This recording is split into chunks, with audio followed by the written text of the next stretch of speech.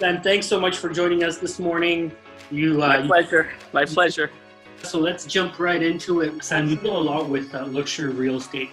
How have the impacts been of COVID-19 on the luxury real estate market? Yeah, I mean, I would say the first 2 to 4 weeks, everything was affected.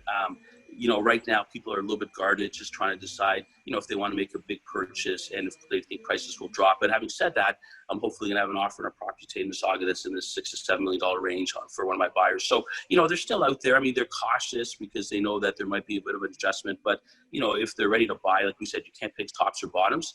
We know the million and a half under is moving very fluidly again. And, if it's priced right, there's multiple offers. But that also trickles through to the high end eventually as well, too. So it's been, people are more guarded and cautious, but it's still moving if it's the right price and right product. So what are those buyers looking for in the $1.5 to $3 million price range? Are they looking for solid fundamentals? Are they looking for a little bit of a reduction in price? Are they looking for the right location? I think location driven oftentimes is a big one. And I think a lot of our buyers who are looking to spend 2 or 3 million felt that maybe, prices would be softening right now. And, 2-3 months later, they're realizing, well, they really haven't softened that much, right? I mean, they're still kind of, it's kind of course, it's case by case. There might be some sellers that are motivated and they'll take a bit of a lower price, but, on whole, prices have held pretty well. I think the first 2 or 3 weeks was probably the best buying opportunity because there's a lot of uncertainty, right? And sellers were very nervous and, we had sellers take prices they wouldn't have considered before. And, that's when I picked up a property, not knowing, I thought it might still be worse before it gets better, but this was a good opportunity. And I think the goal and the key in life is to have the courage to go against the grain, right? Because most people just have the herd mentality. And, if I'm offered, there's 10 offers, I'll be offer number 11. But when they have a clear path, no other offers, they could probably get a good deal. No, I don't want to buy now. So are they going to wait till the market heats up again? So I think you just have to have belief and courage, right? Which most people don't. And I think that's why if you wanted to find financial success, it's being able to go against the crowd, right? So. That's interesting you say that. Let's step back a little bit. Let's talk about some of the marketing initiatives that you do. Back in the day, let's say 10, 15 years ago, when you first started doing, massive amounts of marketing, what did you find to be the most successful marketing that you did? Yeah, it's interesting. Yeah, I remember years ago, there's a guy named David Pagora, and he had billboards and stuff. I said, I'll never do billboards. That's crazy, and all that stuff, right? So then, we decided we wanted to, I realized I enjoyed the business more if they called us versus us trying to kind of hunt, right? So, and I knew that when I was making money, that I'd reinvest it back in the business to create brand awareness, right? So, and I think the whole thing was to kind of all tie it together. And so, whether it was at the back in the day print, which we've obviously eased up on that because the world's changed, to visibility from bus shelters, billboards, TV.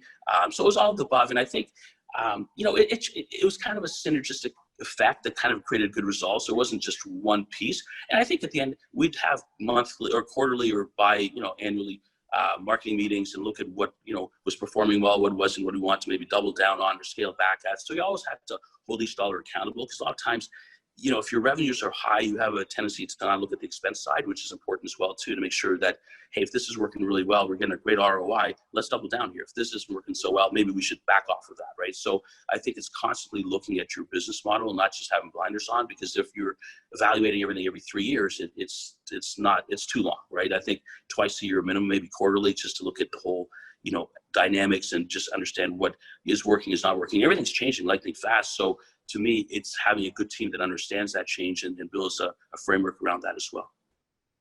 Yeah, that's really important that you mentioned that marketing is changing and people's trends and perceptions are shifting, and building a whole brand and trying different things, and then really understanding where your deals are flowing from, evaluating, working more with what is working and doubling down on what isn't working.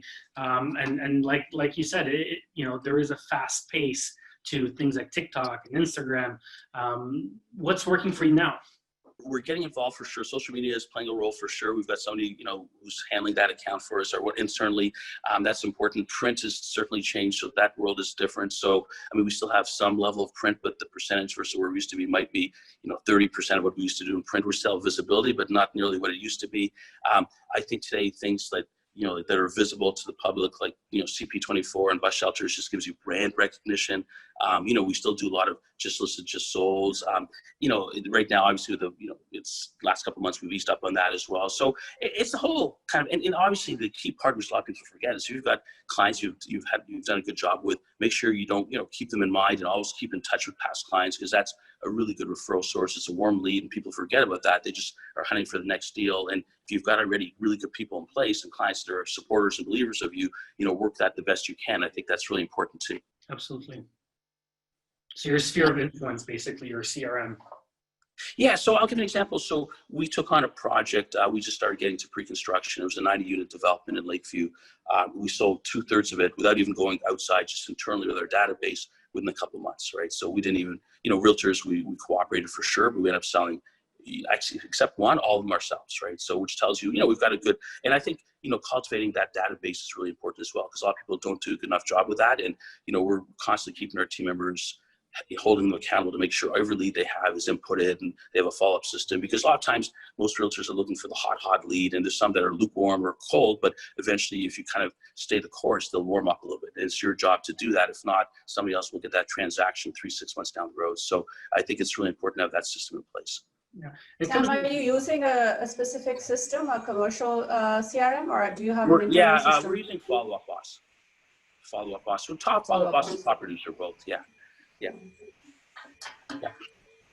When it comes to working your own sphere of influence, a lot of it comes down to trust, right? If people trust you, right, then it's so easier to re-engage the sales cycle and remarket some properties to them, pre-construction, other investment properties, long-term holding properties, land development, stuff like that.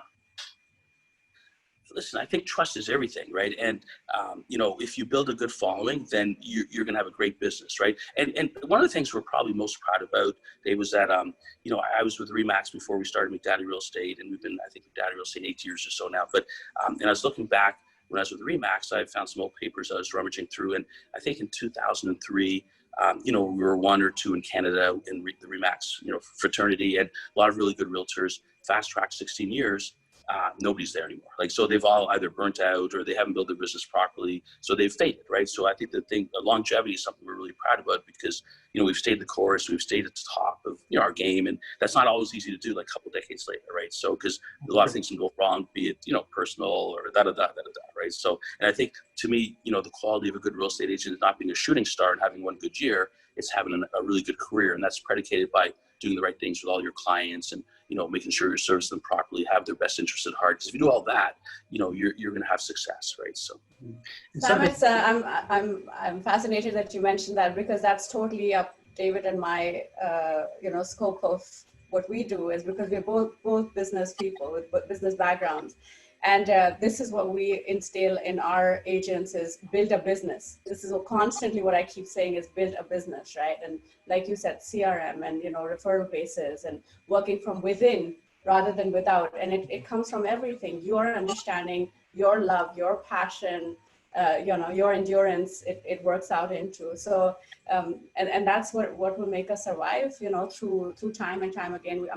Our brokerage has been there since David, 1987, Sutton Summit is. Yeah, and I heard through the grapevine by talking to the previous ownership group that Sam, you were close. You were close. So close. Had things been different, I would have been with Sutton for sure. I had a really good relationship. It's just timing wasn't there, but we were very close on many occasions, and I had a lot of respect for the team. Still do. Obviously, you guys being at the helm now, great leadership with it, which is really important. So.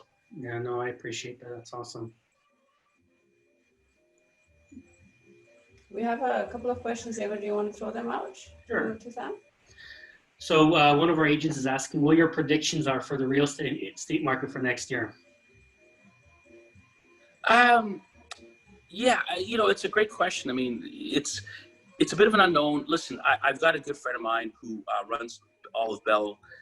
He's got 10,000 employees. We talk every Friday just to kind of get the intel. And the thinking is there might be a second wave coming.